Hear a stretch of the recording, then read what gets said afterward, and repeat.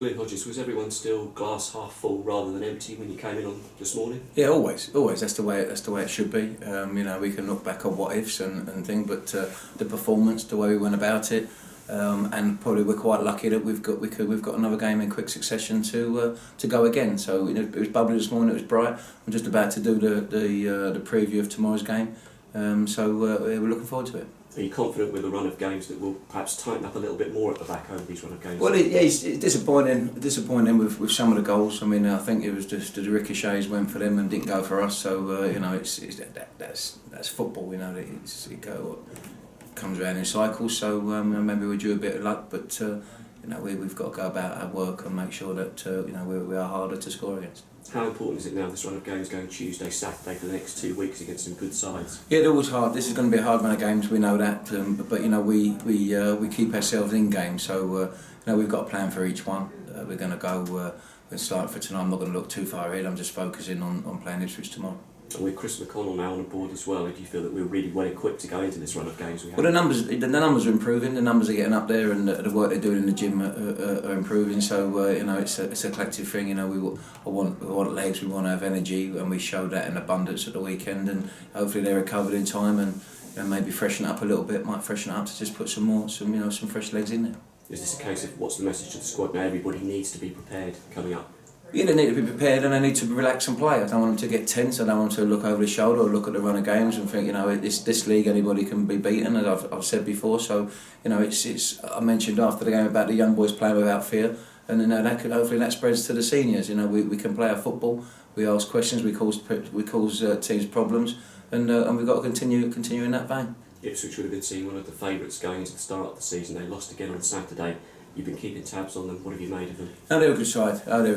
And I'm expecting. We looked at how they play and what they're doing. We've covered that this morning, and I think it's still in the back of our minds the way we lost at Portman Road at the earlier part of the season. So we put in a good performance there and was unlucky again not to get anything out of it. So we need to be at the same level again.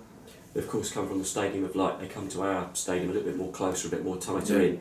You've got to give that kind of sort of plough lane mentality to players to get out there and test them. Well, yeah, of course. I mean, Kings Meadow under the lights is great. The fans are brilliant, and I'm expecting a big crowd tomorrow. And it's always a special occasion. And if they can get behind us, get the atmosphere right, and obviously we've got to give them something to shout about as well. We're all in this together and see what we can do. How's Mads Beck Sorensen? Well, he's unfortunately he's struggling at the moment because of where the cut is. It's right in the middle of his forehead, and it's like a Zorro mark. So we're not sure whether the first time he heads the ball, it might. We're gonna have to wait and see. But it's one of the ones he probably can't be bandaged around like Terry Butcher has because it probably go in his eyes. So it's a delicate situation. We won't know that until before the game. Anthony Wordsworth.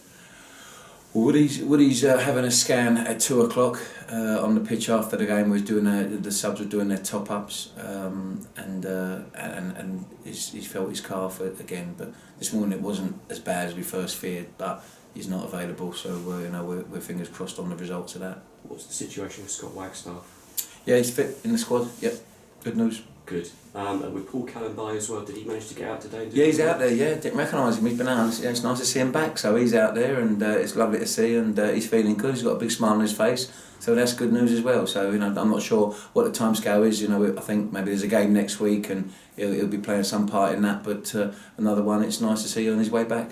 We're shooting in LeMay. I mean, presumably, he can't be involved Saturday against Rotherham. Would he get more game time tomorrow? Well, yeah, that's the plan. That's the plan.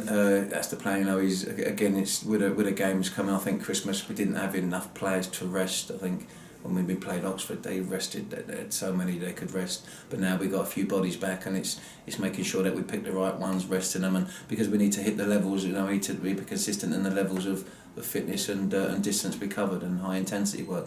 So I'm sure he'll get some minutes. Glyn, best of luck and thanks for your time. Lovely, thank you.